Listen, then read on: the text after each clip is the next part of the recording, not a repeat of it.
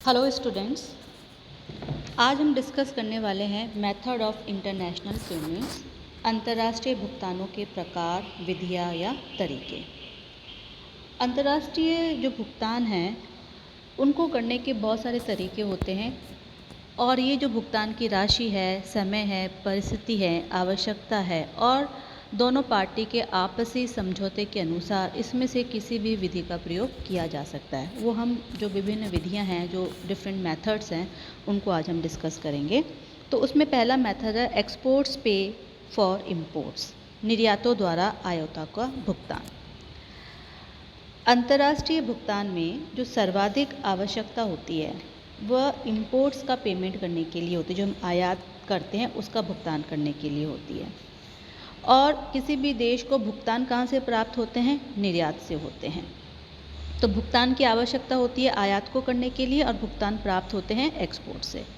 तो इस प्रकार एक देश को एक और तो भुगतान प्राप्त होते हैं थ्रू एक्सपोर्ट और दूसरी ओर भुगतान करना भी पड़ता है फॉर इम्पोर्ट्स।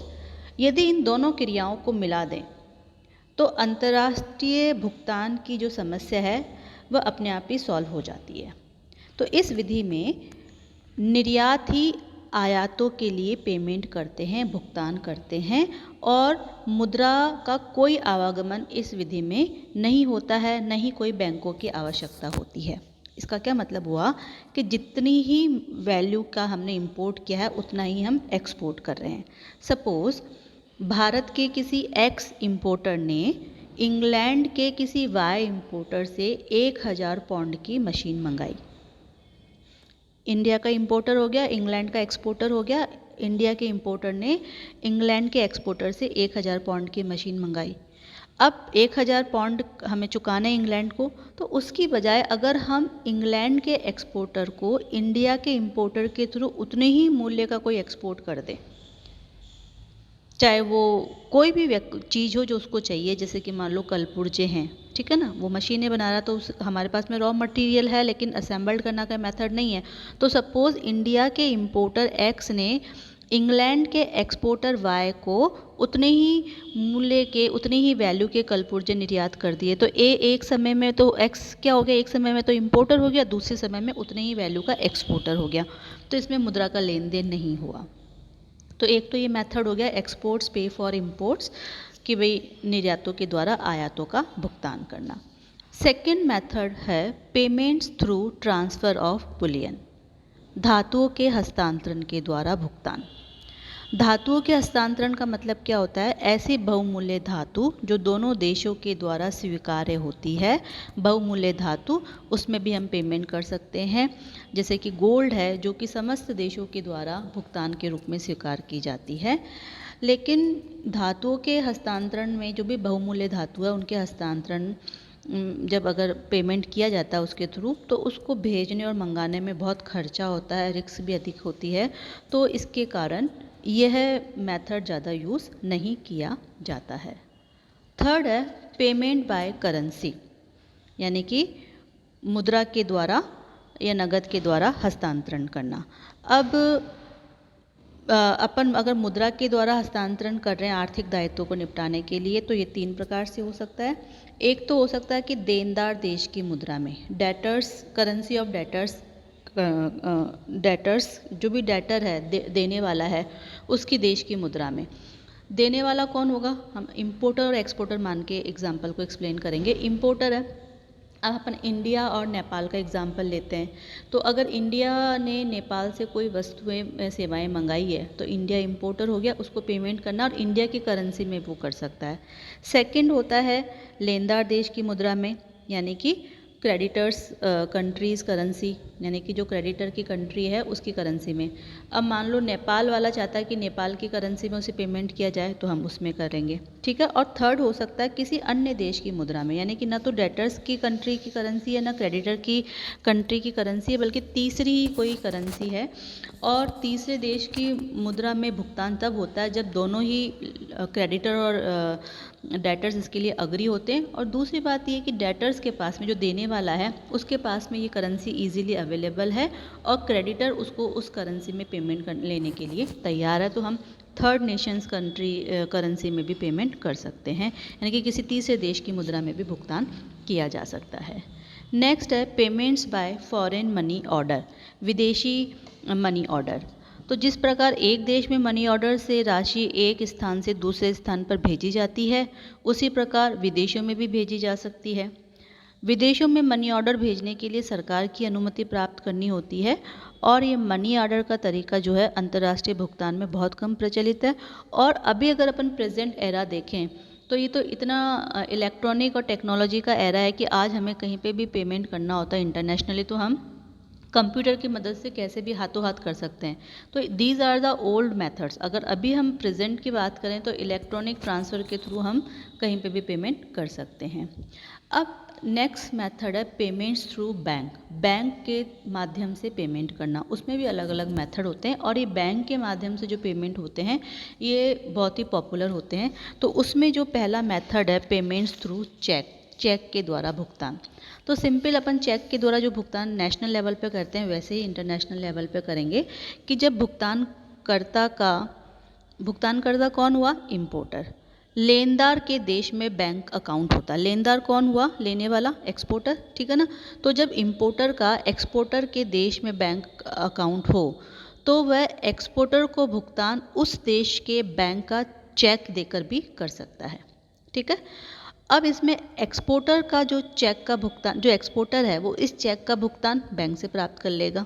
चेक अपन ने इंपोर्टर ने इंपोर्टर का एक्सपोर्टर कंट्री के बैंक में अकाउंट है, तो उसने उस बैंक में अपना चेक लिख के दे दिया एक्सपोर्टर को, एक्सपोर्टर के नाम का, और एक्सपोर्टर ने उस चेक को उस अकाउंट से एनकैश करवा लिया, ठीक है ना। तो इस तरीके से अपन चेक के द्वारा भुगतान कर सकते हैं।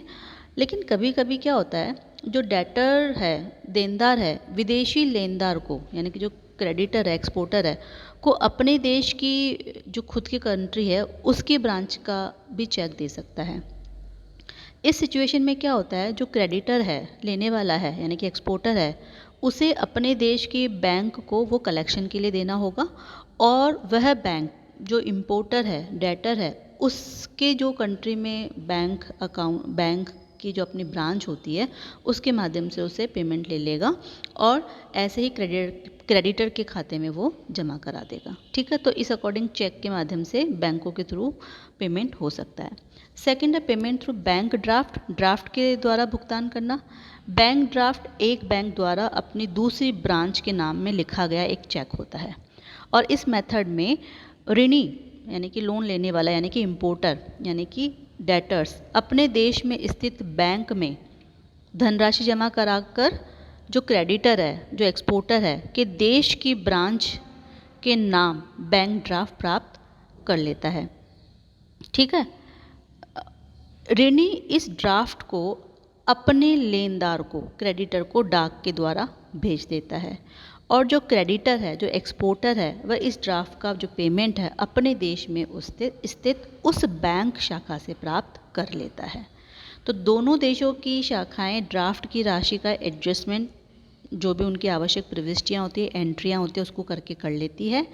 ड्राफ्ट में रकम भेजने में ड्राफ्ट का शुल्क, यानी कि एक जो अमाउंट है वो देना पड़ता है, चार्ज, और ये थोड़ी कॉस्टली मेथड होता है। तो और इसके लिए जो विनिमय नियंत्रण है, एक्सचेंज कंट्रोल है, उसके कारण नियंत्रण संस्थाओं से इसकी अनुमति भी लेनी पड़ती है। जैसे भारत में रिजर्व बैंक से इसके लिए हमें पहले परमिशन लेनी पड़ेगी। तो ये हो गया payment through bank draft. Third है payment through mail order, payment through mail order, डाक द्वारा हस्तांतरण। डाक हस्तांतरण भुगतानकर्ता के खाते से भुगतान प्राप्त करने वाले व्यक्ति के खाते में हस्तांतरित कर देता है। भुगतानकर्ता कौन हो गया? डेटर, और भुगतान प्राप्त कौन हो गया? क्रेडिटर। इससे बैंक ड्राफ्ट खरीदने और उसको भेजने के झंझट खत्म हो जाते हैं, और भुगतान प्राप्त करने वाले को बैंक ड्राफ्ट के संग्रहण का काम भी, यानी कि कलेक्शन का काम भी नहीं करना पड़ता, क्योंकि यह राशि सीधे उसके खाते में जमा होती है।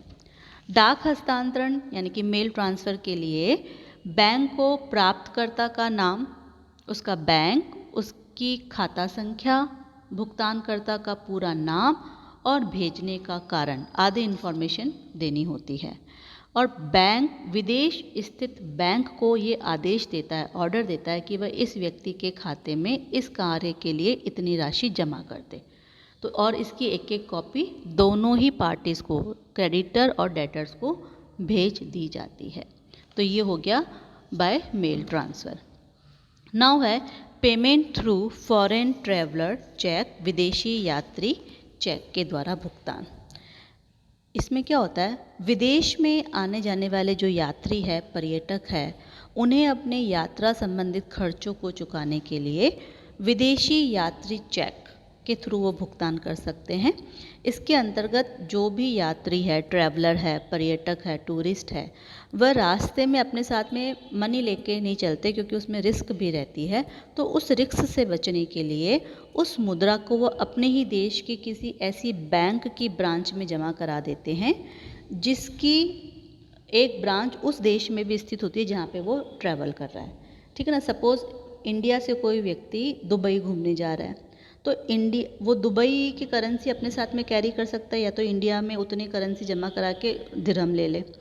लेकिन उसमें उसके पास में रिस्क है चोरी वगैरह का, तो वो क्या करता है, उस बैंक में इंडियन करेंसी जमा करा देगा जितना भी उसको चाहिए, वहाँ पे दिरहम में कन्वर्ट करके कि भाई मुझे वहाँ पे 100 दिरहम चाहिए, तो इंडिया की जो करेंसी है 100 दिरहम के बराबर उतनी बैंक में जमा करा देगा, और उस बैंक में जमा कराएगा जिसकी ब्रांच ऑलरेडी दुबई में है।